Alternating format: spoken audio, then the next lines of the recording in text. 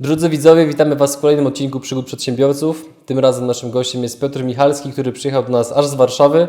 Piotr na co dzień działa w branży nieruchomości właśnie na terenie naszego stołecznego miasta.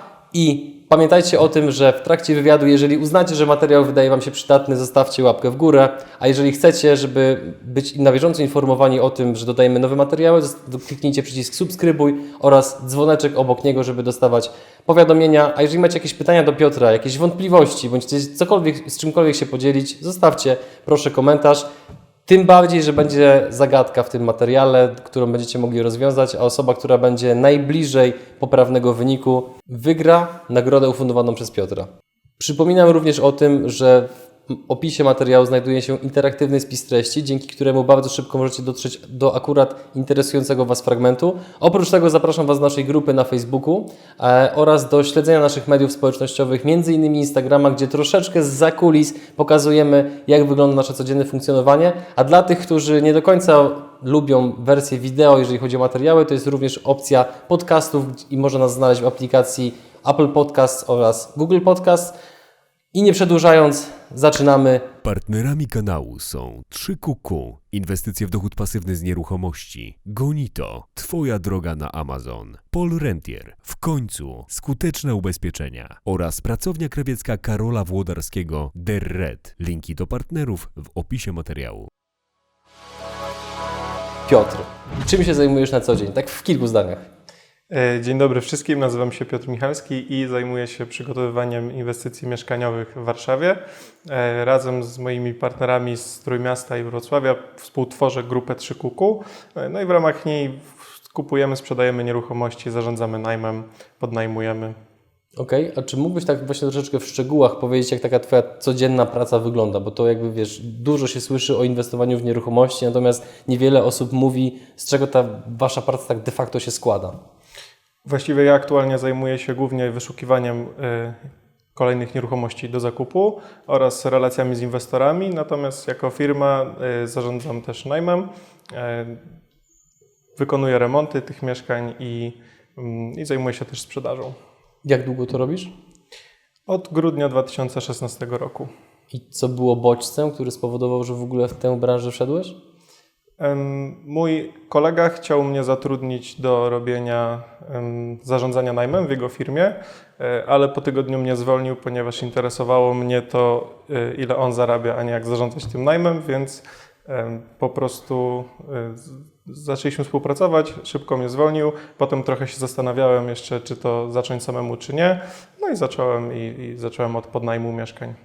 W jaki sposób rosła skala działań? Bo powiedziałeś, że zacząłeś od podnajmu, no i teraz jak to chronologicznie właśnie wszystko wyglądało do dnia dzisiejszego? Okej, więc właściwie najpierw zacząłem się zajmować podnajmem, podnająłem kilka mieszkań. One pozwalały mi się już utrzymywać na bieżąco i nie korzystać z pieniędzy rodziców. Tutaj pytanie, przepraszam, że przerwę. W jaki sposób podnająłeś mieszkania, mając zerowe doświadczenie, a tym samym prawdopodobnie niewielką wiarygodność w oczach ludzi, od których te mieszkania brałeś? Właściwie całe know-how miałem od mojego kolegi, który chciał mnie zatrudnić, więc już wiedziałem, jak się to robi. Miałem umowy, miałem inne rzeczy. Trochę poszukałem informacji w internecie, nie było ich wtedy jeszcze zbyt wiele, no ale po prostu zacząłem dzwonić na mieszkania, umawiać kolejne spotkania i za kilkunastym spotkaniem weszła pierwsza umowa. Mhm. A na czym w ogóle polega jakby podnajem dla osób, które oglądają i po raz pierwszy słyszą to pojęcie? Taki klasyczny podnajem polegał na tym, że wynajmowałem od właściciela mieszkanie na przykład za kwotę 3000 zł miesięcznie, wykonywałem tam adaptację, remont, dokupowałem meble, dzieliłem duży pokój ścianką działową i wynajmowałem na pojedyncze pokoje za więcej niż 3000. To na przykład było około 4, czyli 1000 zł miesięcznie przy pełnym obłożeniu zostawał mi na koncie i na tym polega właściwie klasyczny podnajem, czyli bierzemy od właściciela, który chce wynająć takie mieszkanie, podpisujemy umowę na kilka lat, a w ramach tego mamy prawo podnajmować, czyli wynajmować pojedyncze pokoje dalej. To dla sceptyka, który jest jednocześnie prawdopodobnie laikiem i myśli sobie, po co ktoś miałby mieć interes w tym, żeby oddawać Tobie mieszkanie, to po co? Czy jakby dlaczego ludzie oddają to mieszkanie? Oczywiście jakby ja sobie zdaję sprawę z odpowiedzi, no bo współpracujemy już od jakiegoś czasu, natomiast wiem, jakie wśród ludzi budzi wątpliwości ten model działania. Po prostu rozwiązujemy im problem, bo dzięki temu, że dają nam mieszkanie, mają kogoś, kto o nie dba, mają co miesiąc czynsz na koncie, nie zastanawiają się, czy najemca zapłaci, czy nie. My też mamy na tym biznes, oni raczej powinni rozumieć, że my też na tym zarabiamy, że to ma się obu stronom opłacać. No i nie muszą właściwie się niczym zajmować oprócz księgowaniem przelewów przychodzących, bo wszystkie usterki, problemy z najemcami, z płatnościami ja jako operator biorę na siebie. Co było najtrudniejsze w tym jakby całym Twoim dotychczasowym działaniu zawodowym, jeżeli chodzi o nieruchomości? Właściwie najtrudniejszy był ten początek, no bo bez żadnej wiedzy trzeba było odbijać się od kolejnych osób i mieszkań bez sukcesu. I właściwie przy pierwszej umowie, przy pierwszym mieszkaniu, przy którym właściciel zgodził się na taki model, powiedziałem, że już tam takie mam mieszkania, to znaczy, że mam 2 mieszkania i że już to robię, co nie było prawdą, to staram się nie kłamać, to wtedy było konieczne. Natomiast przy samym podpisywaniu umowy właściciele zapytali mnie wprost, jak już podpisywaliśmy, że powiedzieli, pan to robi po raz pierwszy, prawda? I ja wtedy powiedziałem tak, ale tak balonik pękł i jakby poszliśmy dalej, a to są osoby, które prowadzą dość duży biznes, więc wydaje mi się, że chyba z jakiejś takiej sympatii zgodzili się to zrobić, ale teraz są zadowoleni, także chyba... A co spowodowało, że jednak przyznałeś się do tego, żeby właśnie powiedzieć prawdę? No Nie bałeś się, że mogą się nagle wycofać, albo że wiesz, no, podrą umowę, cokolwiek, że będą próbowali się wycofać? Nie, bo pani, która powiedziała, że ja to robię po raz pierwszy, powiedziała to z takim przekonaniem, że już wiedziałem, że ona wie z jakiegoś powodu, więc już przyznałem się i tyle. A przy kolejnych nie musiałem kłamać. Okej, więc masz tą pierwszą nieruchomość po tych kilkunastu pierwszych spotkaniach i jak to szło dalej?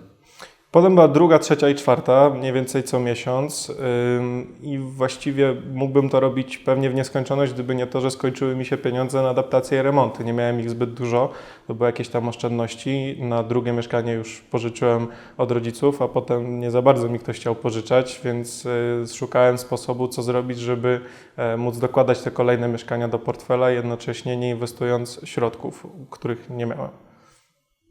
Więc wybrałem właściwie najprostszą drogę do zarabiania pieniędzy w nieruchomościach jedynie poprzez angażowanie swojego czasu, czyli zostałem pośrednikiem nieruchomości, dołączyłem do jednego biura sprzedaży w Warszawie i tam zacząłem sprzedawać nieruchomości jako pośrednik, więc po prostu pracowałem jako pośrednik. Nadal jesteś pośrednikiem, czy to był tylko jakiś epizod?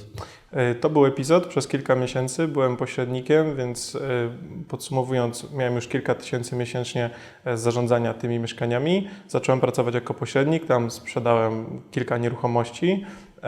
Jednak praca nie do końca mi odpowiadała, bo zadawałem się głównie z osobami, które nieruchomościami zajmują się przypadkowo, czyli przypadkowa sprzedaż, kupno, tak jak to wygląda w Polsce, czyli przeciętny Kowalski raz kupuje w życiu mieszkanie, raz sprzedaje.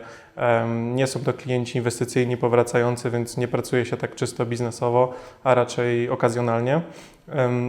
Więc właściwie po tym, jak byłem pośrednikiem, równolegle dalej rozwijałem biznes podnajmu, czyli dokładania kolejnych mieszkań do portfela. I jeszcze będąc pośrednikiem, kupiłem pierwsze mieszkanie, z którego przygotowałem gotowca inwestycyjnego. Właściwie kupili to mieszkanie moi rodzice, bo ja nie miałem nawet zdolności kredytowej, więc pożyczyłem od nich wkład własny. Użyczyłem jakby zdolności kredytowej, no mieszkanie było kupione na nich. Pierwotne założenie było takie, żeby to mieszkanie po prostu wynajmować na pokoje i spłacać i mieć co miesiąc około 2000 zł różnicą pomiędzy ratą kredytu a wpływami od najmu. Ale jeśli znalazłem klienta, który po prostu zapłacił nam za to mieszkanie kwotę, która się opłacało sprzedać, więc zrealizowałem sprzedaż tego mieszkania z dość dużym zyskiem, jednocześnie zostawiając sobie obsługę, czyli nie zarabiam już 2000 zł miesięcznie, tak jak przy kredycie, tylko to jest powiedzmy teraz około 1200 z takiego mieszkania, ale sprzedałem z dużym zyskiem, więc to była właściwie moja taka pierwsza duża własna inwestycja. Co to jest gotowiec inwestycyjny? Gotowiec inwestycyjny to jest takie mieszkanie przygotowane na wynajem. Akurat w tym wypadku to było mieszkanie na pokoje, czyli sytuacja, w której na dużym mieszkaniu wydzielamy większą liczbę pokoi po to, żeby podnieść wpływy z najmu. A dla kupującego inwestora gotowiec to jest, jak sama nazwa wskazuje, gotowy produkt, czyli ktoś przychodzi na mieszkanie, które jest świeżo wyremontowane, umeblowane, Są już w nim najemcy, którzy płacą i kupuję jakby comiesięczny przepływ pieniędzy. No, jakby jest to oparte o nieruchomość, jest to inwestycja w nieruchomości, natomiast tak naprawdę inwestor kupuje cashflow. Jego głównie interesuje to, ile co miesiąc ta nieruchomość generuje.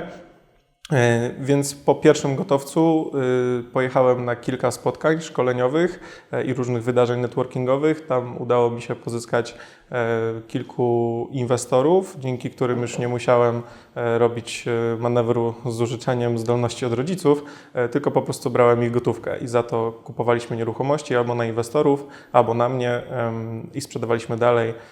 Tak to poszło. Co powodowało, że ci inwestorzy ci ufali, widząc cię tak naprawdę po raz pierwszy, gdzie no oczywiście kupujecie nieruchomość i tak dalej, ale to jest jednak aktywo o bardzo dużej wartości. To nie jest pożyczka na poziomie 5000 zł, tylko znacznie więcej. Więc co ich przekonywało do ciebie? Ciężko mi powiedzieć. Chyba po prostu to, że czuli, że nie kłamie, że chcę z nimi zrobić uczciwy biznes. Przy tych pierwszych próbach to było tak, że nieruchomość była kupowana na inwestora, czyli jeśli ja szukałem mieszkania, które jest kupione poniżej ceny rynkowej, to właściwie inwestor ryzykuje mało, bo jeśli kupuje mieszkanie, które powinno kosztować 400 000, powiedzmy za 350, no to już na starcie jest 50 000 złotych do przodu. To jest kwestia tego, czy dogadamy się przy remoncie, czy wszystko będzie ok i czy potem to mieszkanie sprzedamy z zyskiem. Natomiast jego ryzyko, jeśli kupujemy to na inwestora i on ma akt własności, jest zdecydowanie pomniejszone. Równolegle z tworzeniem tych gotowców inwestycyjnych cały czas powiększałem portfel mieszkań, którymi zarządzam, więc coraz więcej najemców przybywało do portfela z tego względu, że każde mieszkanie już było wynajmowane i dalej zostawiamy je sobie w obsłudze. Czyli inwestor po prostu przychodzi, kupuje, natomiast czynsz najmu otrzymuje od naszej firmy, więc najemcy nie płacą na jego konto, tylko płacą na moje, a ja wypłacam jemu. No i różnica pomiędzy tym, co wpływa do mnie, a do niego, a do inwestora, no, pozwala na to, że możemy operacyjnie tą firmę prowadzić, reagować na problemy usterki. Natomiast jakby korowym biznesem jest teraz kupowanie po prostu nieruchomości coraz większej ilości i praca z większą grupą inwestorów, czyli krótko mówiąc skalowanie tego, co robimy. Czyli w tej chwili już działacie jako grupa 3QQ, tak?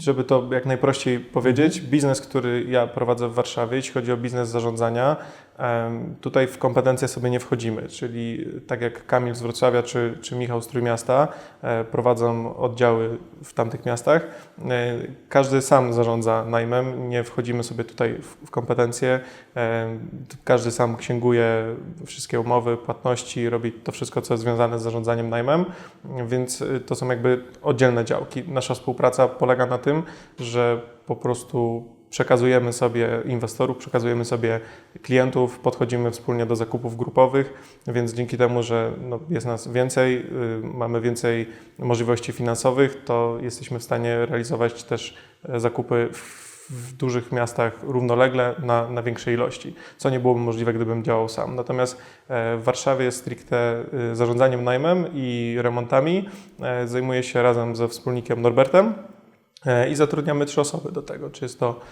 Paulina, która zajmuje się księgowością, Łukasz od spraw takich remontowych i technicznych i Piotr, który zajmuje się wynajmem pokoi, czy jest takim handlowcem. Więc to jest drużyna, która działa w Warszawie, a jako grupa 3QQ robimy każdy swoje w dużym mieście, jednym z tych 3, które wymieniłem. Proces dobierania wspólników dla wielu osób jest często procesem trudnym, jakby może być procesem skomplikowanym, nie zawsze się to jakby kończy sukcesem. I teraz patrząc z perspektywy czasu, w jaki sposób Ty wspominasz Wasze poznanie? Co zadecydowało o tym, że zdecydowaliście się akurat działać w tej konfiguracji, zwłaszcza, że jak sam mówiłeś, uczestniczyłeś w różnych spotkaniach networkingowych, gdzie zakładam, że prawdopodobnie na każdym z nich było plus minus kilkadziesiąt osób, wszystkie zainteresowane branżą nieruchomości, więc dlaczego akurat wybrałeś właśnie chłopaków z Wrocławia i z Trójmiasta, żebyście działali razem? Pierwszego poznałem Kamila z Wrocławia, potem dopiero Michała. U Kamila uderzyło mnie to, jakie ma doświadczenie, a jednocześnie jak skromną i życzliwą osobą jest, więc ja tak naprawdę stawiając pierwsze kroki wtedy, kiedy poznałem się z Kamilem, mogłem się już od niego dowiedzieć właściwie wszystkiego. Zawsze odbierał ode mnie telefon, odpowiadał na wszystko, co potrzebowałem, także mogłem się przy nim uczyć wielu rzeczy. Jednocześnie każdy, kto go pozna, powie, że jest osobą ekstremalnie skromną, nosi nisko głowę, mimo że dokonania, które ma w branży wraz ze swoim wspólnikiem Michałem, są imponujące. Niewiele jest tak dużych firm i osób o takim doświadczeniu.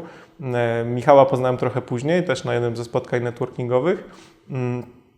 Potem po poznaniu Michała wyjechaliśmy razem do Szwecji na jeden wykład dla tamtejszej Polonii o nieruchomości, o inwestowaniu w Polsce, więc tam też mieliśmy się okazję lepiej poznać i zobaczyłem, że to jest super fajny gość. Zadzwoniłem do Kamila i powiedziałem: słuchaj Kamil, mamy trzeciego na Trójmiasto, już nie musimy dalej szukać, Michał jest kozak, a właściwie Kamil i Michał widzieli się wcześniej tylko raz, więc tak jakoś wyszło, że po prostu mieliśmy jakieś wspólne wajby, takie, które nas do siebie zbliżały, więc nie musieliśmy się wiele razy spotkać, żeby czuć, że to może zadziałać. I to też istotne, jakby na co dzień operacyjnie nie potrzebujemy się jak tlenu siebie nawzajem, więc każdy jest skupiony na swoim działaniu w swoim mieście. Natomiast wszystko to, co robimy i cała wartość dodana, która się tworzy, to jest coś ponadto. Więc ja nie interesuję się tym, jakie ma obłożenie Kamil i Michał we Wrocławiu, ani jak idzie z wynajmem Michałowi, tylko jakby to, co współtworzymy, to jest coś więcej, dodatek, więc nie jesteśmy od siebie zależni. Myślę, że to też jest istotne, że na co dzień jakby nie musimy się tym martwić swoimi biznesami w każdym mieście. Czy możesz nam zdradzić, ile w minionym miesiącu wypłaciłeś inwestorom, których obsługujesz? To była kwota około 75 000 złotych. Za jeden miesiąc tylko. Tak. Tutaj jakby mamy również zagadkę, prawda? Dla naszych widzów. Tak, jest zagadka. Przewidzianą nagrodą. Jest przewidziana nagroda i przewidziana zagadka. To jak brzmi ta zagadka? Zagadka brzmi, ile łącznie wszystkich czynszów za najem wypłaciłem inwestorom tylko za Warszawę od początku swojego działania.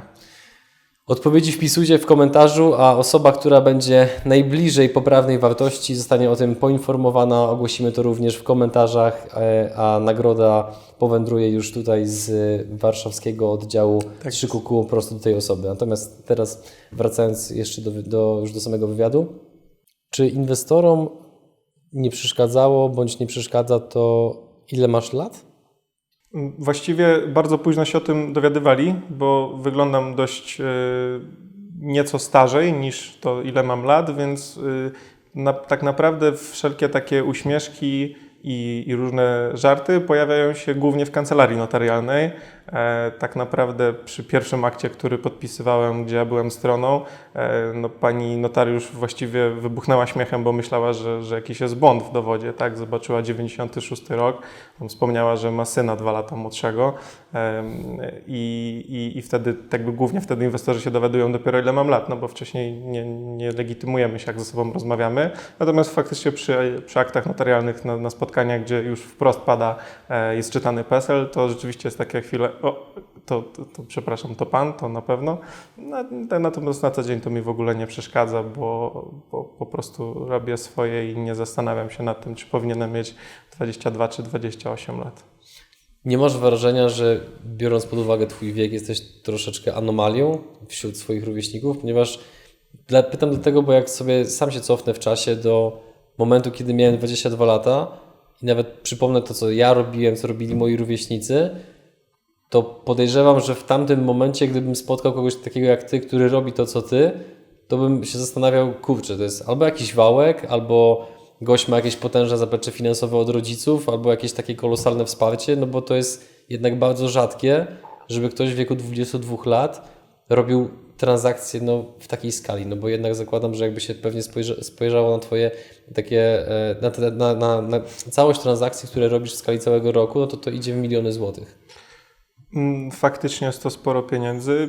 No, miłe, że mówisz, że to dziwne, że w tym wieku. Ja tak na co dzień tego nie odczuwam, bo właściwie ostatnie momenty, kiedy miałem do czynienia ze swoimi rówieśnikami, to było przed tym, jak przerwałem studia.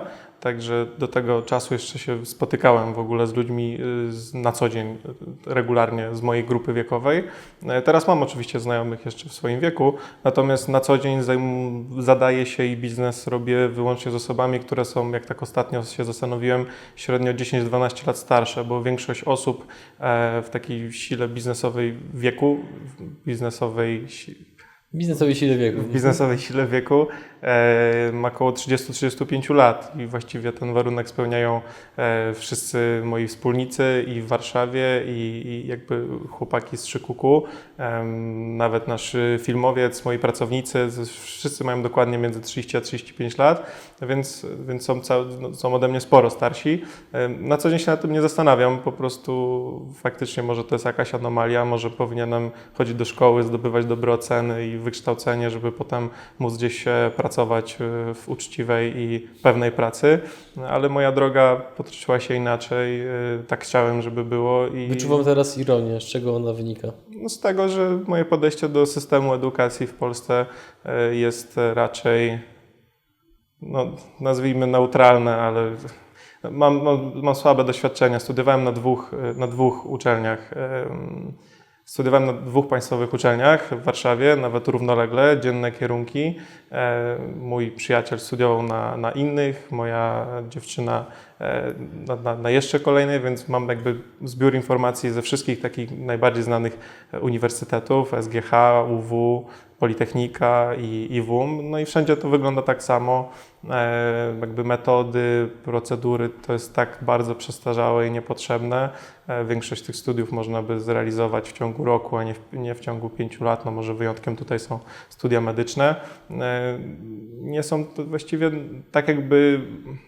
To jest trochę tak, jakby wykładowcy i w ogóle cała oświata nie zauważyła, że powstał internet już paręnaście czy parędziesiąt lat temu i dalej studia polegają właściwie na przepisywaniu slajdów, przepisywaniu rzeczy z tablicy, nie uczą niczego praktycznego, a papier, ten tak zwany papier, bo to się teraz studia w Polsce głównie, przynajmniej moi znajomi, nie kończą dla siebie ani dla wiedzy, tylko żeby już mieć ten papier, to właściwie przydaje się tylko przy aplikowaniu o pracę, chociaż to też już coraz mniej, bo coraz więcej pracodawców zgłasza, że w CV nie zagląda. Ja sam CV nie sprawdzałem pod kątem tego, kto kończył jaką uczelnię, bardziej mnie interesowało doświadczenie i nie biorę tego pod uwagę. Sam się nigdzie do pracy nie musiałem na razie rekrutować, nie licząc tej pracy jako pośrednik, więc studia są w moim odczuciu bezużyteczne. Jak wyglądał moment, ta decyzja o tym, że rezygnujesz ze studiów? Dla całej najbliższej rodziny i dla mojego otoczenia to był pomysł na urlop dziekański, więc powiedziałem, że idę na urlop, za rok wrócę i skończę, ale szczerze mówiąc w sercu cały czas miałem myśl, żeby za rok już nie zadawali mi pytań, dlaczego nie wracam, tylko żeby to doprowadzić do takiego momentu, w którym jestem całkowicie niezależny. Po prostu lubię to, co robię, to jest prawda, więc chciałem, żeby za rok już, żeby się nie zastanawiać, czy wracać, czy nie, tylko że już jakby z góry chciałem podjąć decyzję, żeby nie wracać jednak. Czyli to był urlop dziekański, tak żeby wyciszyć pytania i to całe takie społeczne brzemię, które by na mnie spadło. No i tak to wyszło. A z czego wynikała ta, patrząc z perspektywy czasu, jak o tym opowiadasz, pewność, która była w tobie, że przez ten rok to jest wystarczający odcinek czasu, że sobie tak poukładasz sprawy zawodowe, że faktycznie nie będzie potrzeby, żebyś na te studia wrócił?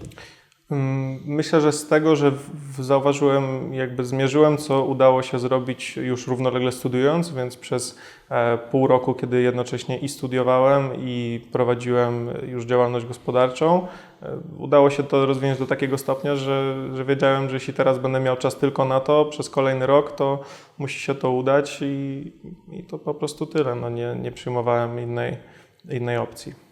Czy coś byś zrobił inaczej, patrząc z perspektywy czasu? Wiem, że tego czasu znowu trochę żartując nie upłynęło zbyt dużo, natomiast żaden biznes, który się rozwija do jakiegoś poziomu, o którym można powiedzieć, że osiągnął mniejszy lub większy sukces, niezależnie od tego, jak bardzo to słowo jest wytarte w Polsce, musiały być po drodze jakieś błędy, jakieś potknięcia, jakieś zawahania, no chyba że wszystko naprawdę odbywało się w sterylnych warunkach, co nie do końca chce mi się wierzyć. Nie wiem, nie mi oceniać, czy odniosłem sukces, czy nie. No faktycznie to, co sobie planuję, raczej się udaje jak do tej pory. Są jakieś przeszkody, potknięcia, ale to wszystko mniej więcej idzie. Jeśli czegoś żałuję, no na pewno jakichś tam paru biznesowych decyzji to tak, natomiast jeśli chodzi o sam termin, kiedy zacząłem, to myślę, że mogłem jeszcze wcześniej, bo już od poznania pomysłu tak naprawdę, na czym polega podnajem, do tego, kiedy wystartowałem i tak jeszcze minęło ponad pół roku, więc to był tylko taki czas, w którym zastanawiałem się i wahałem i wynikało to z tego, że przejmowałem się opinią innych ludzi bardziej niż swoją własną, dlatego po prostu tego nie robiłem. Wtedy, kiedy sobie uświadomiłem, że tak naprawdę to jest moje życie, sam je mogę kształtować i że chcę to robić, ja zawsze chciałem prowadzić własną firmę, zawsze chciałem zajmować się biznesem, no to już nie miałem więcej pytań do siebie, tylko musiałem zacząć działać. Z czego to wynikało, że zawsze chciałeś prowadzić swoją firmę, biorąc pod uwagę to, że żyjemy w kraju, gdzie jednak ta przedsiębiorczość jest wciąż bardzo młoda i jeżeli już dzieci czegoś chcą, to żeby zostać strażakiem, lekarzem czy kimś takim. Jakby no, przedsiębiorcą rzadko kto w ogóle chyba deklaruje, że chciałby być. Oczywiście to się teraz troszeczkę zmienia i ja teraz nie chcę za bardzo generalizować, natomiast chciałbym zrozumieć, skąd to się wzięło u Ciebie. Właściwie to nie wiem, skąd się to wzięło. Myślę, że już miałem tak od najmłodszych lat jakieś zapędy w tą stronę. Zawsze miałem swoje pieniądze, zawsze miałem jakby konto bankowe. Tego uczyli mnie też rodzice. Bardzo byłem oszczędny od najmłodszych lat. Właściwie, może to śmiesznie zabrzmi, ale pieniądze z komunii, które składałem, ostatecznie wylądowały w pierwszym podnajętym mieszkaniu. Oczywiście tam coś musiałem dołożyć do tego, bo to nie wystarczyło. Więc miałem, zawsze tak jak grałem w gry komputerowe, to one były strategiczne. Jak jakieś czytałem książki, potem już koniec liceum, początek studiów, to były ściśle o ekonomii. Tak jakbyś po prostu zawsze w tą stronę mi było bliżej i faktycznie jakieś pierwsze próby już miałem w liceum, a to organizacja imprezy sylwestrowej, właściwie dwóch. Jedna była non-profit, druga była for-profit. Udzielałem też jakichś tam korepetycji, nie wiem, teraz to może ktoś ze skarbówki czytać, więc oczywiście nie zarabiałem nie zarabiałem na tych korepetycjach, ale mógłbym, więc wiem, że pewnie by działało, gdybym zarabiał. I jakieś takie przedsiębiorcze zapędy miałem, ale czułem, że po prostu praca taka w modelu, nazwijmy to klasycznym, że idzie się do pracy codziennie do tego samego miejsca na kilka godzin w ciągu dnia, wychodzi, trzaska drzwiami, że to nie do końca to, no bo jakieś te kompetencje, nazwijmy to zarządcze czy przedsiębiorcze, wydaje mi się, że miałem i po prostu zaryzykowałem, sprawdziłem, no i nie musiałem długo szukać, tak? Też podchodzę do tego w taki sposób, że gdyby to nie było to, gdyby coś się nie udało, no to pewnie bym szukał innych dróg, ale teraz się nie zastanawiam i nie rozważam, nie kalkuluję, no bo skoro to działa i jest okej, a ja jestem szczęśliwy z tego, co robię, to po prostu robię to dalej. Wracając jeszcze do tych trudnych momentów, jaki był najtrudniejszy dotychczas, nie licząc tego, że się przejmowałeś opinią innych ludzi? Bo zakładam, że patrząc z perspektywy czasu, to się teraz wydaje taką rzeczą bardzo, bardzo malutką, ale czy był taki moment, w którym się naprawdę pomyliłeś, albo że ktoś Cię oszukał, że stało się coś takiego naprawdę trudnego, co Cię chwilowo trochę podłamało? Myślę, że moim problemem i jakby faktycznie to, że nie miałem takiej sytuacji i że nie dostałem przysłowiowo dużego liścia, nie spadłem z rowerka, tylko że cały czas na nim jadę, to też może być jakiś problem, bo to moje doświadczenie, jakby jeśli chodzi o ilość transakcji, już jakieś jest, natomiast czasowo jest krótkie, więc myślę, że z perspektywy osób, które prowadzą swoje firmy dłużej, może to wyglądać tak, że po prostu jeszcze nie miałem takiej sytuacji, czyli dlatego tak bezpretensjonalnie idę do przodu. Ale faktycznie jakoś nie przypominam sobie większych takich błąd, który bardzo długo popełniałem, a zdałem sobie z niego trochę sprawę może za późno, jest to, że nie powinienem robić wszystkiego sam, że właściwie wszystko, co mogę, powinienem oddawać innym ludziom i to był ten przeskok pomiędzy pracowaniem samemu na własny rachunek, a zatrudnianiem osób kolejnych, więc pierwszy pracownik, którego zatrudniłem, to właściwie ja nie do końca wiedziałem, czego od tej osoby oczekuję. Ona też, jak widać, się dość szybko pogubiła, więc rozstaliśmy się po kilku miesiącach. Natomiast potem, po tym doświadczeniu, zacząłem trochę myśleć o firmie jako działy w tej firmie i wykreśliłem sobie właściwie. Ten problem teraz dopiero rozwiązuję. Nie mam kompetencji takich świetnych, jeśli chodzi o budowanie struktur, bo nigdy nie budowałem innej firmy, ani też nie współtworzyłem, nie pracowałem na etacie jako na przykład menedżer, ale teraz to wyglądało tak, że w momencie, w którym sobie zdałem sprawę, że w ciągu tygodnia robię około 40-50 różnych czynności, grup czynności, wypisałem je wszystkie na kartce i zaznaczyłem 4-5, którymi muszę się zajmować ja lub chcę. I to było właśnie, to są rzeczy związane z zakupami, sprzedażami mieszkań, czy z takimi głównymi strategicznymi decyzjami. Natomiast wszystko to, co ponadto, właściwie można zdelegować. I ten ostatni mój rok działalności polegał na tym, że znajdowałem konkretne osoby, które mogły się tymi rzeczami zajmować i po kolei wszystkie rzeczy oddawałem. Od usterek, od remontów. Jeszcze jakiś czas temu jeździłem do Castoramy i robiłem zamówienia. Teraz już tego na szczęście nie muszę robić. Po prostu pokazałem, jak to można robić i robi to ktoś dużo lepiej ode mnie, bo się w tym specjalizuje. Więc taki problem, jakby błąd, który zrobiłem, to, że za długo jeszcze wciąż działałem sam, no ale wynikało to z tego, że jakby nie generowałem jeszcze ogromnych zysków, więc nie mając co miesiąc kilkudziesięciu tysięcy do dyspozycji na pracowników, no to trochę chciałem przeoszczędzić, tylko to wynikało tak, że już pracowałem 14-16 godzin dziennie i ta oszczędność się przełożyła na to, że już się zapracowywałem, więc teraz zrobiłem 2 kroki wstecz, bo dotrudniłem ludzi, no ale dzięki temu będę w stanie tą skalę zwiększyć przynajmniej kilkukrotnie. W jaki sposób się poszukuje, bądź co jest najtrudniejsze w znalezieniu pracownika, kiedy mamy tak zwany rynek pracownika? Też to odczuwasz, czy nie? Nie robiłem wielu rekrutacji. Właściwie 2 osoby mam od siebie z polecenia, u siebie z polecenia. Teraz ostatnią osobą, którą rekrutowałem, to była osoba na stanowisko asystentki takiej biura. To, co zobaczyłem, to, że faktycznie osoby, które przychodzą na rozmowy rekrutacyjne, to jest niezły rozstrzał, jeśli chodzi o to, czego oczekują versus to, co są w stanie zaproponować od siebie. Śmieszne było to, że większość tych osób, która przyszła, była oczywiście ode mnie starsza. To były te osoby po studiach, które przychodziły na stanowisko i jakby szukały pracy, więc wtedy też miałem takie spojrzenie, że no właściwie to się nie myliłem, że tak to będzie wkrótce wyglądać. Ale wracając do pytania, trudne w szukaniu pracowników jest faktycznie to, że no nie mamy jak zbadać tego, czy mają jakieś doświadczenie, czy nie, więc to trochę trzeba robić na nosa. Ktoś mądry powiedział, że trzeba jak najszybciej, że trzeba jak najwolniej zatrudniać i długo analizować, a potem jak najszybciej zwalniać. No i właściwie póki komuś nie damy szansy, to nie ma jak tego sprawdzić. Ja nawet teraz ten ostatni proces rekrutacji udało mi się zdelegować, bo po prostu prosiłem koleżankę, która pracuje w HR-ze, żeby zrobiła ładne ogłoszenie, wrzuciła, umówiła mi wszystkie osoby na jeden dzień. No, umówiliśmy 8 osób, wszystkie osoby były potwierdzone dzień wcześniej o 20, a kolejnego dnia przyszło 6, więc to też daje jakiś obraz tego, że już 1/4 na starcie nawet nie zadzwoniła i nie powiedziała, że nie przyjdą, mimo że dzień wcześniej byli potwierdzeni.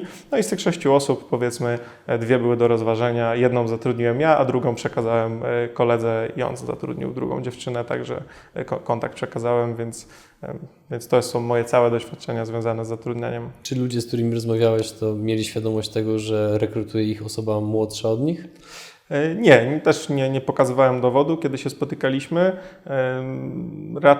Raczej pewnie myśleli, że jestem w podobnym wieku. Tam średnio ludzie mi dają za 3-4 lata więcej, więc nie było nawet pytań. Od pracowników, których masz, oni są młodsi od Ciebie czy starsi? Nie, wszyscy są starsi, około 10 lat, ale to są z polecenia, albo ja gdzieś tam pracowałem z nimi wcześniej. Z jednym z moich pracowników pracowałem jako pośrednik, on potem z tej firmy odszedł, jakby pomyślałem, że mógłby dołączyć do mnie. Więc tak, nie musiałem robić tam rozmów rekrutacyjnych nawet. Z jednej strony sam podkreślasz to, że Twój staż, jeżeli chodzi o zarządzanie ludźmi, jest dość krótki, natomiast z drugiej strony prawdopodobnie masz już pewne obserwacje, wnioski. No i teraz znowu sytuacja, w której pracodawca jest dużo młodszy od pracownika, jest stosunkowo rzadsza niż sytuacja odwrotna. Więc co taki pracodawca, który właśnie jest sporo młodszy od swoich pracowników, powinien robić, a czego nie robić z Twojej perspektywy, biorąc pod uwagę mimo wszystko krótki staż?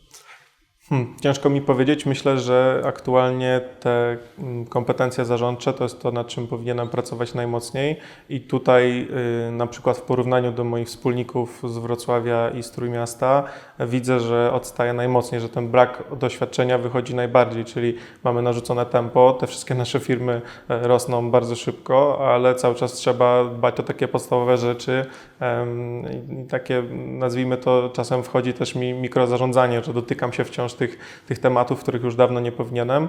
Właściwie teraz taki koncept, który mi przyszedł do głowy, że skoro nie jestem w tym najlepszy w zarządzaniu tymi ludźmi, to dołączył do mnie wspólnik i całą kwestię związaną z pracownikami, z zarządzaniem tym, co oni robią, z ich rozliczaniem, ich kontrolowaniem, trochę tego, jak działają, czy pomaganiem. Częściowo będę robił ja, ale ma mnie odciążyć osoba, która do mnie dołączyła, czyli Norbert.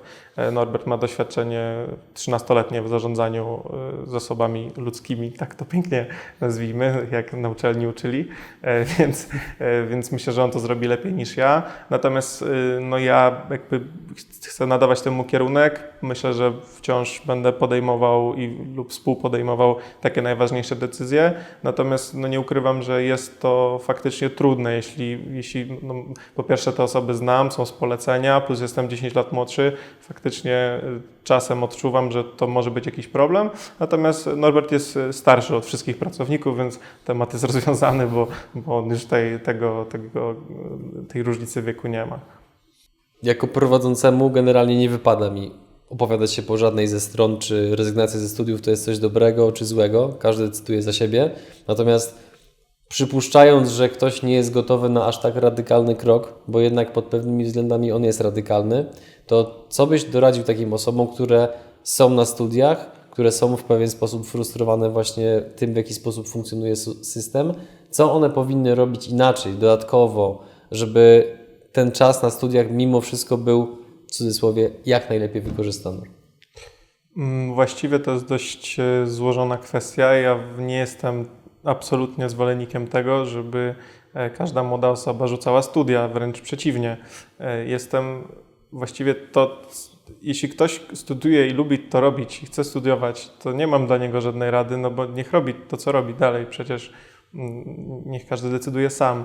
Mam na myśli bardziej sytuację, w której ludzie idą na studia dlatego, że wszyscy idą na studia lub dlatego, że rodzice każą iść na studia lub dlatego, że tak im się wydaje, bo przez 15 lat ktoś im tłukł do głowy, że muszą iść na studia, więc myślę, że nie są one dla każdego. Jeśli ktoś chce to robić, chce być lekarzem, no to nie ma w tym momencie innej drogi, musi iść na studia, kończyć te państwowe egzaminy, żeby mieć pozwolenie pracy w zawodzie. Natomiast jeśli ktoś czuje, że to nie jest za bardzo jego droga, to im szybciej sobie z tego zda sprawę i pójdzie swoją ścieżką, tym lepiej, bo w końcu chodzi o to, żebyśmy byli szczęśliwi z tego, co robimy, a nie robili tak, jak należy, czy tak, jak ktoś przykazał. To biorąc pod uwagę to właśnie, jak bardzo jesteśmy jako ludzie podatni na opinię naszego otoczenia, bliskich, znajomych, współpracowników, partnera, partnerki, w jaki sposób Ty w sobie przepracowałeś to, że byłeś w stanie jakby podjąć taką właśnie odważną decyzję, że okej, to jest moje życie, chcę to robić po swojemu? Myślę, że poczucie własnej wartości buduje się. Dwie rzeczy mają wpływ. Jedna część to jest to, co mamy wyniesione z domu, to jest to, co jest związane z wychowaniem i to, co po prostu mamy trochę wrodzone, nabyte. Natomiast nie jest to absolutnie koniec świata. Można, jeśli ktoś nawet tego nie ma, to można z tym pracować dalej. Na pewno u terapeuty. Natomiast takie proste rzeczy, które można robić, to, że ja po prostu zbierałem sobie sam w głowie wszystkie jakieś mikrosukcesy i nie ukrywam, że na podstawie tego to moje poczucie wartości raczej rośnie niż maleje, no bo kiedy jakby zakładałem firmę, to raczej nikt nie sądził, że to będzie wyglądać tak, jak wygląda. Nie chodzi o to, że tam każdy mówił, że mi się nie uda i tak dalej, że miałem teraz mega trudną historię, o której opowiem, że prawda, jestem z patologicznego domu i jakoś to się udało, więc to nie było aż tak. Natomiast faktycznie były jakieś tam uśmieszki, czy to na pewno i nawet najbliżsi jakby cały czas wspominali o tych studiach, że może rób to, ale równocześnie skończ te studia. Jakby te studia to jest jakiś taki, nie wiem, może w mojej głowie już już, ale mam wrażenie, że w Polsce taki temat, że no po prostu to jest jak amen w pacierzu, musi być. Mi się wydaje, że nie, więc dla mnie to było to, że po prostu robiąc kolejne rzeczy, które sam sobie zakładałem i one się udawały w mniejszy lub większy sposób, no to budowało u mnie to, że tutaj dzisiaj się już nad tym nie zastanawiam, tylko zbieram sobie te małe sukcesiki w swojej głowie i dzięki nim czuję się raczej ze sobą nieźle. To w jaki sposób godziłeś to, że z jednej strony powiedziałeś najbliżsi, więc jakby zakładam, że być może to byli również rodzice. W jaki sposób godziłeś to, że z jednej strony ci najbliżsi mówili o tym, że Piotr, chcielibyśmy, żebyś wrócił na studia, przemyśl to, a z drugiej strony użyczyli ci środków na wkład własny oraz użyczyli ci własnej zdolności kredytowej. To jest, wydaje się, że to jest trochę sprzeczność, chociaż niekoniecznie musi nią być, zakładam. Faktycznie to była długa praca nad mózgami moich rodziców, bo... Czyli wciskany palec w żebra, aż się zgodzą. Tak, to było tak, że właściwie jak pojechałem na studia, to ja już trochę ich uprzedzałem, że prawdopodobnie to nie do końca może mi się spodobać. Właściwie to było tak, że jeszcze w liceum przed maturami ja zszedłem do salonu do rodziców i powiedziałem, że no słuchajcie, jakby jest taka sprawa, że to nie ma sensu, żebym się przygotowywał do matur, w ogóle nie ma sensu, żebym je zdawał, bo ja się nie wybieram na studia. A dlaczego? No dlatego, że nie wybieram się do pracy, bo będę ludzi tylko zatrudniał, a nie się aplikował o pracę. No, to jest prawdziwa historia, brzmi trochę śmiesznie i niedorzecznie z tej perspektywy. To, co dobrego moi rodzice zrobili, to, że wtedy stłumili to w zarodku i jednak doprowadzili do tego, żebym na chwilę o tym zapomniał i przynajmniej skończył maturę. Wtedy mi powiedzieli, nie mogę nie zapytać, jak wyglądała ich reakcja. No, zdębieli po prostu, mieli całe białe twarze, ale powiedzieli, że dobra, to umówmy się tak, że wybierz sobie to, z czego się będziesz tam uczył, przygotowywał, zrób to, wybierz jakąś tam jedną uczelnię, idź, a potem jakby już nie będziemy w to ingerować. To była taka trochę umowa, że idę na studia i to jest to, co mam zrobić i że o to mnie jakby proszą, bo też słusznie zauważyli, że faktycznie no, wyjazd do Warszawy z mniejszego miasta trochę mi otworzył perspektywy, no bo to, co myślałem, że będzie, myślałem na podstawie tego, co przeczytałem w internecie, a potem pojechałem i to sprawdziłem, więc też nie mam ani do siebie, ani do nich żalu, że tak się wydarzyło, bo po prostu większość tych rzeczy się potwierdziło, ale też moje spektrum myślenia się bardzo rozszerzyło po wyjeździe do większego miasta, spotkaniu większej ilości ludzi. Myślisz, że ta pewność siebie i poczucie wartości, którą zaszczepili ci w twoim rodzinnym domu, ułatwiła ci to przejście właśnie z takiej, no nikogo nie chcąc obrazić, mentalności trochę jednak małego miasteczka versus stolica, która no, jest największym miastem w Polsce? Znaczy to wiesz, nie jest tak, że teraz jak wracam z Warszawy do Bełchatowa, no to po prostu cały na biało i patrz się teraz z tym warszawiakiem, tak się żyje. Czerwony dywan, gołębie, szampan? Nie, tego nie ma. Myślę, że poczucie własnej wartości to jest coś kluczowego, to co w ogóle możemy wynieść z domu. Właściwie takie, nie wiem czy jest coś, co jest bardziej ważne niż to przy chyba wychowaniu, przynajmniej ja widzę trochę po sobie i po też innych osobach mi bliskich czy znajomych, że właściwie każdy, kto ma to na przynajmniej dostatecznym poziomie, mam na myśli poczucie własnej wartości, takie poczucie, że okej, nie jestem beznadziejny, że jestem fajnym gościem, fajną dziewczyną. Każdy, kto to ma, idzie mu się przez życie dużo łatwiej. Każdy, komu tego na pierwszy rzut oka bardzo brakuje, prędzej czy później wydaje mi się, że czeka go jakaś poważna rozmowa z samym sobą i po prostu praca nad tym. To po prostu mam wrażenie, że ta cecha jest jednak kluczowa. No, mi w jakiś sposób zaszczepiła ją mama. Myślę, że ona najbardziej. Nie byłem zawsze super pewny siebie. Właściwie w podstawówce, jak zmieniłem podstawówkę z 3. do 4. klasy, szedłem podstawówki, zmieniłem szkołę. I tam byłem wtedy trochę pulchniejszy, więc tam nawet byłem obiektem jakichś szyder, drwinek. Myślę, że to się trochę u mnie uspokoiło. Pewne rzeczy przeszły mi tak przez gimnazjum, liceum, jakieś okresy buntu i tak dalej, ale docelowo udało się mi samemu przepracować na tyle, że nie noszę bardzo wysoko głowy w chmurach, to znaczy nie jestem jakiś nie mam przerośniętego ego, tak mi się wydaje, choć wiele osób może twierdzić inaczej. Natomiast pozwoliło mi to myśleć o sobie w połączeniu z jakimiś tam kolejnymi sukcesami, które odnosiłem, że jakby jestem kowalem swojego losu, że mogę sam działać, sam wybierać i myślę, że to jest ważne. Oglądają nas ludzie, którzy albo już mają dzieci, albo będą się wkrótce ich spodziewali i czy w takim razie właśnie nie z perspektywy dorosłego, znaczy oczywiście jesteś dorosły, ale tutaj mam na myśli twoich rodziców, tak? Taki żal dzisiaj śmiesznie. Natomiast chciałbym spojrzeć na tą kwestię pewności siebie, którą poruszyłeś, z którą ja się też zgadzam, bo widzę jaką ona daje przewagę w wielu różnych sytuacjach, gdzie po prostu ta wiara w siebie pozwala przetrzymać trudny okres, pozwala znieść nieprzyjemne słowa, okoliczności, których się nie spodziewaliśmy, a z drugiej strony osoba, która tej pewności siebie nie ma, no to bardzo łatwo właśnie wywiesza białą flagę i na zasadzie poddaje się dość, nie mogę tego znieść i tak dalej. Więc teraz spójrzmy na tą pewność siebie nie oczami rodzica, który mówi innemu przyszłemu rodzicowi: hej, słuchaj, rób tak i tak, żeby tam twój syn czy córka byli pewni siebie, tylko spójrzmy na to z perspektywy dziecka, jakim jesteś dla swoich rodziców. Co ty pamiętasz z działań swoich rodziców, które uważasz, że najbardziej budowały w tobie tą pewność siebie? Trudne pytanie, bo praktycznej wiedzy w wychowywaniu dzieci nie posiadam na ten moment. Nie wiem, jak bym to robił dokładnie dzisiaj, tu i teraz. Po prostu widzę u siebie i u moich znajomych, że ta cecha jakby jest jakaś taka kluczowa, jeśli chodzi o tą pewność siebie. Więc myślę, że wszystkie działania zmierzające do tego, żeby tą pewność siebie dziecko miało, zdobywało i wyniosło z domu i żeby to było jak najsilniejsze. Wydaje mi się, że to polega trochę na tym, żeby rodzice nie mierzyli dziecka jakby swoją miarą, nie zastanawiali się też oni, co myślą o nich inni rodzice, czy co myśli babcia, dziadek o tym, jak oni wychowują, tylko chyba obserwowali właściwie rozwój tego dziecka, to, co ono lubi robić. I jeśli zauważam, że to jest na przykład dana czynność, niech to będzie, że nie wiem, dziewczynka sobie tańczy i ona chce tańczyć, to jeśli widziałbym, że to sprawia najwięcej przyjemności mojemu dziecku, to chyba postawiłbym na to i po prostu dał jej możliwie, jak na swoje możliwości, jak najlepsze warunki do robienia tego, czyli pozwolił dziecku robić to, co ono chce. Wiadomo, że też to jest dopiero na pewnym etapie, bo pewnie 3, 4, 5-letnie dziecko nie wie jeszcze, z czego będzie żyć i tak dalej, jakby co chce w życiu robić, ale tak czy owak zmuszanie, czy jakby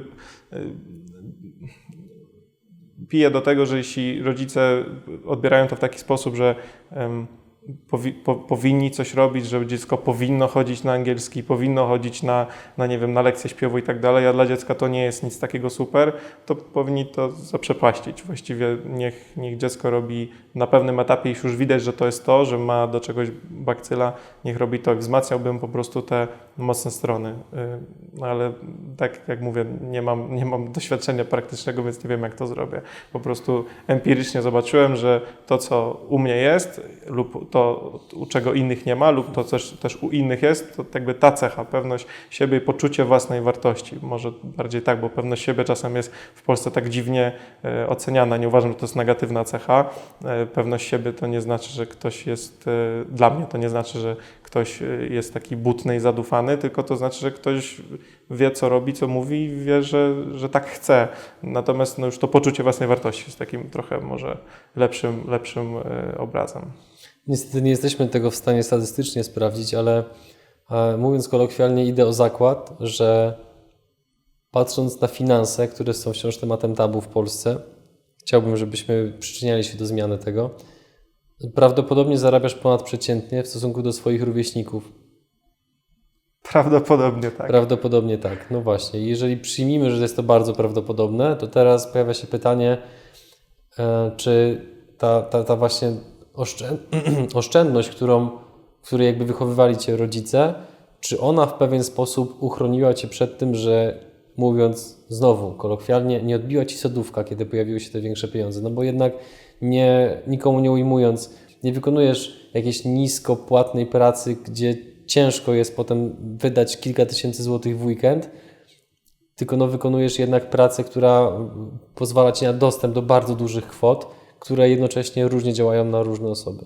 Jeśli chodzi o oszczędność i o tą cechę, którą właściwie na pewno wyniosłem z domu, to jakby nie rozumiem tego jako jakieś przesadne skąpstwo czy bycie dusi groszem, tylko polega to na tym, żeby znać wartość złotówki. Ja mogłem to poznawać dzięki temu, że od najmłodszych lat miałem okazję na przykład zarabiać pieniądze za jakieś drobne prace.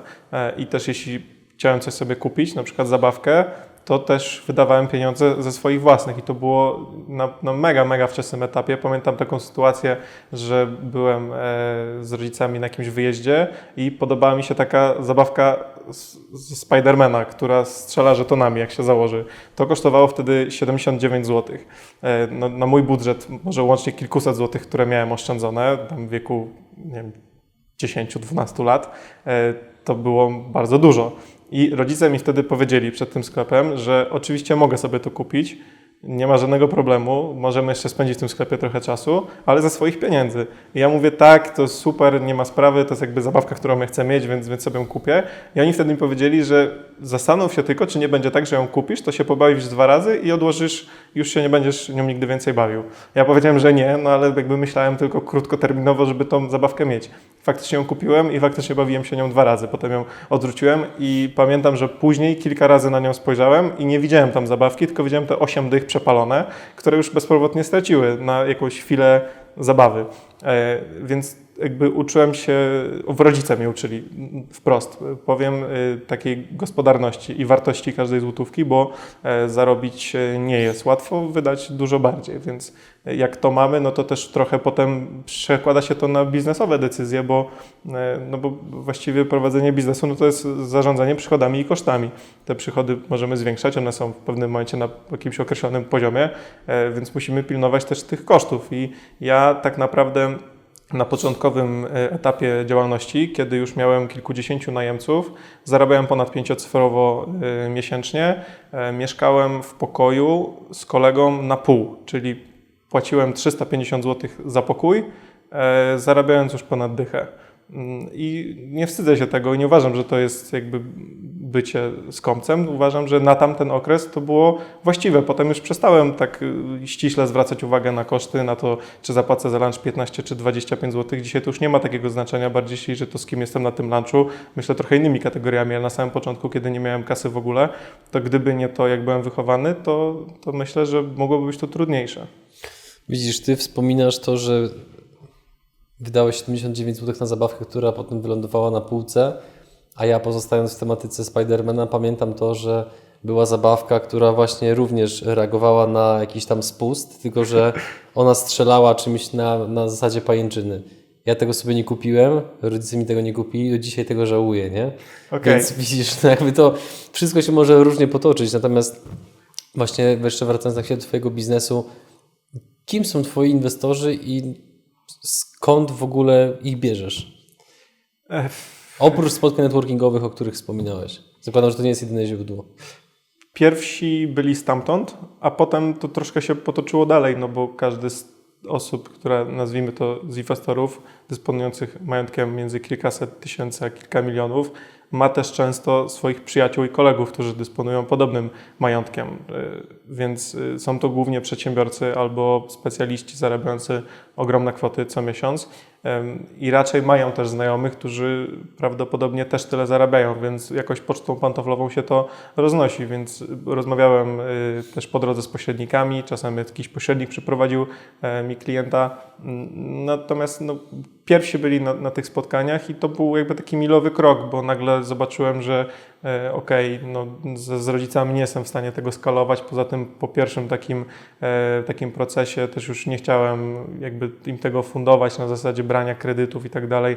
Bardzo długo ten pierwszy proces zakupowy trwał, więc jak już pozyskałem inwestora, który właściwie można powiedzieć na ładne oczy pożyczył mi na konto prawie 1 000 000 złotych, za co ja mogłem kupować i obracać 2 mieszkaniami. Jak się na ładne oczy pożycza taką kwotę? No to zapraszam na szkolenie, to tam Ci opowiem. Których nie robisz. Których nie robię. Właściwie nie wiem, jak mam Ci odpowiedzieć. No po prostu z kimś rozmawiałem i powiedziałem, że kupimy mieszkanie za tyle, wyremontujemy za tyle, sprzedamy za tyle, a z kim się podzielimy. No i ktoś mi uwierzył, Co było że tak będzie. zabezpieczenie transakcji? Ładne oczy? No tutaj nawet nie było właścicielstwo inwestora, no bo po prostu mieszkanie kupiliśmy na mnie. Więc można powiedzieć, że było to jakiś tam weksel in blanco podpisany, tylko że dalej... Czyli trochę gwarantem była Twoja reputacja.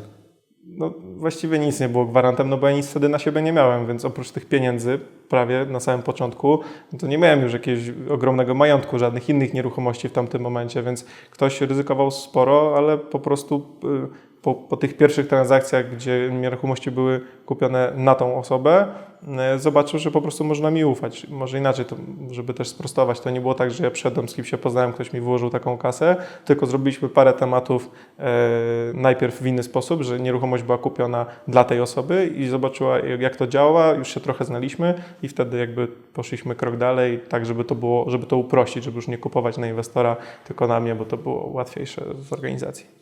To pozostając cały czas w temacie tego, że ludzie właśnie inwestują w różne rzeczy, powiedz mi tak Twoja prywatna opinia.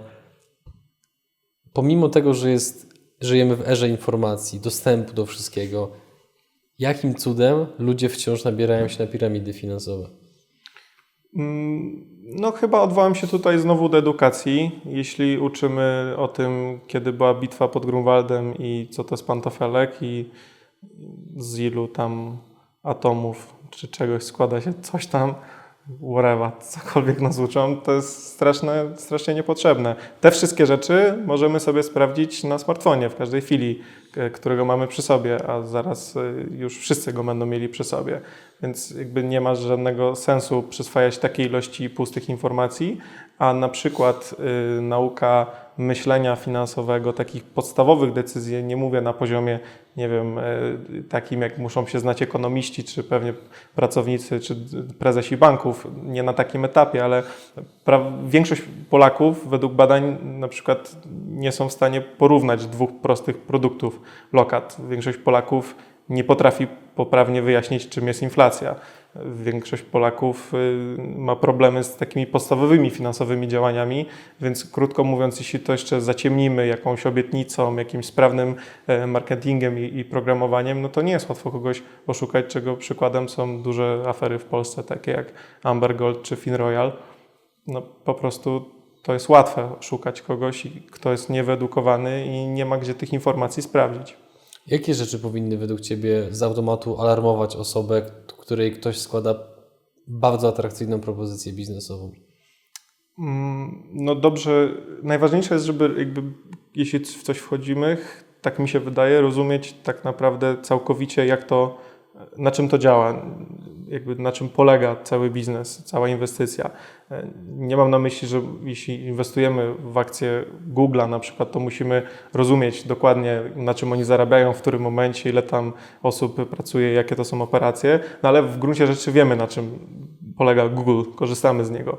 Podobnie jest na przykład z inwestowaniem w nieruchomości. Jeśli kupujemy mieszkanie, które co miesiąc zarabia i przepływy wynikają nie z jakiejś obietnicy tego, że jak dołączą kolejni członkowie i zrobimy jakąś matrycę i będą kolejne wpływy, to z tego będziemy wypłacać, tylko no, to jest proste. Kupuje ktoś mieszkanie za tyle, ono co miesiąc generuje tyle, więc takie ma wpływy.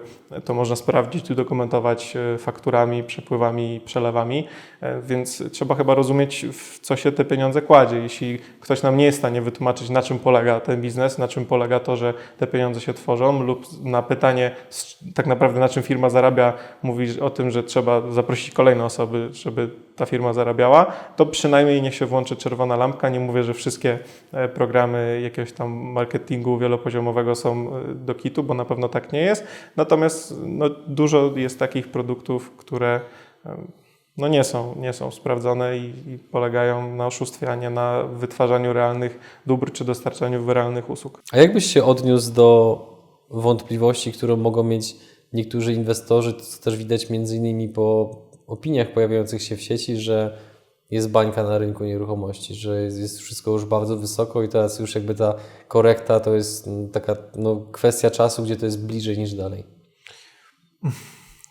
ciężko mi przewidzieć przyszłość 1:1, jak to będzie, w którym miejscu nadejdzie jakaś korekta czy jakieś załamanie.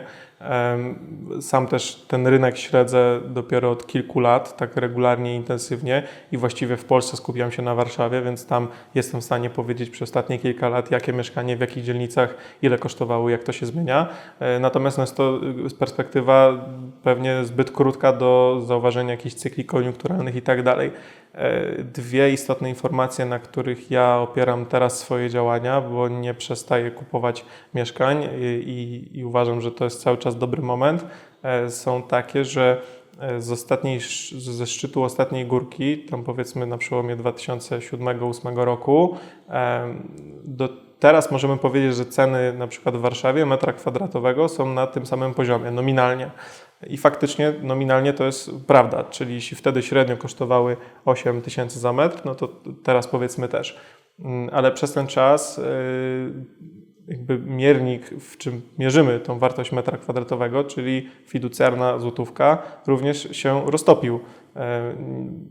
Po prostu było przez ten czas kilkadziesiąt procent inflacji, więc faktycznie nominalnie ta cena jest na podobnym poziomie, ale realnie metrów kwadratowych wciąż możemy kupić dużo więcej za tą samą złotówkę. Mało tego, jeśli to zmierzymy w średnim wynagrodzeniu, to okazuje się, że za średnie wynagrodzenie w 2008 roku mogliśmy kupić tylko połowę tych metrów kwadratowych, które możemy kupić za średnie wynagrodzenie dzisiaj. Do tego myślę, że dochodzi dość spory popyt z zagranicy, w szczególności w dużych miastach.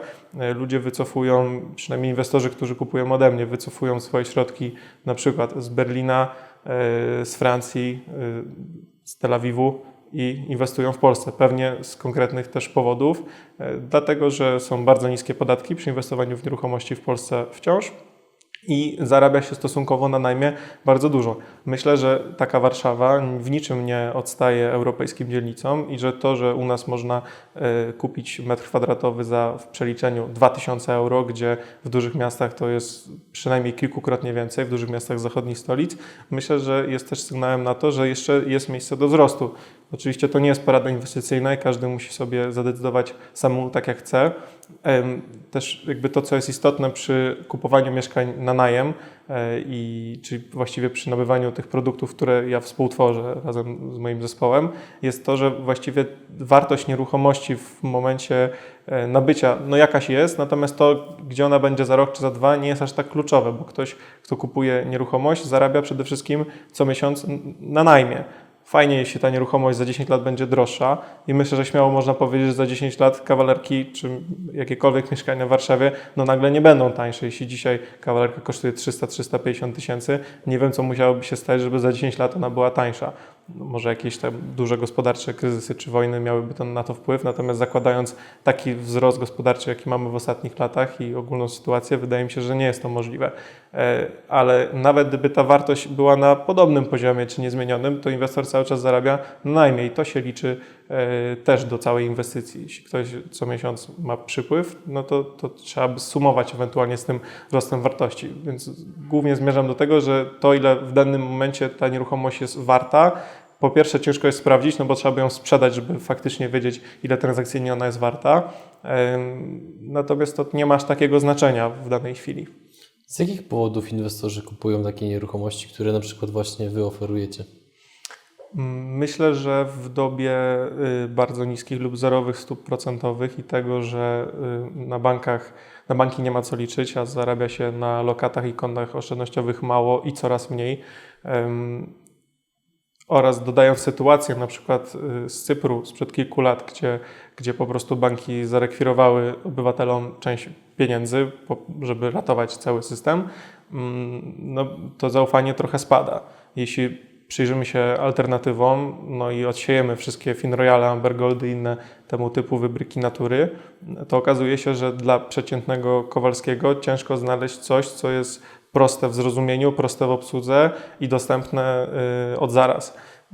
No, w porównaniu do lokaty, jeśli na lokacie załóżmy średnio zarabiamy niech będzie 1,5%, niech będzie 2% w skali roku, po odliczeniu podatku belki to już zostaje 1,6%, no to do nieruchomości, które generują na samym najmie 4, 5, 6% wartości netto po obsłudze już operatora zewnętrznego, dodając do tego ewentualny wzrost wartości, który prawdopodobnie jednak na przestrzeni lat wydarzy się, no okazuje się, że jakby dysproporcja jest dość duża, a właściwie można powiedzieć, że produkt, który oferujemy jako gotowiec inwestycyjny, czyli sytuacja, w której ktoś kupuje zarabiające mieszkanie i co miesiąc inkasuje wpływ z najmu, no nie różni się wiele od lokaty bankowej. Tam też ktoś wpłaca jakąś kwotę i co miesiąc ma odsetki. Różni się tym, że lokata jest na przykład na rok, więc po roku te pieniądze w całości zwracają. Tutaj, znaczy są zwrócone w całości, tutaj, żeby wróciły, trzeba by tą nieruchomość po prostu sprzedać. Natomiast jeśli ktoś ma nadwyżki finansowe i tak nie ma z tymi pieniędzmi co zrobić, a nie chce ich trzymać na koncie, no to jeśli kupi za nie nieruchomość, to myślę, że statystycznie za kilkadziesiąt lat ona na pewno nie będzie warta mniej, a to, co zarobi na najmie, jest jego.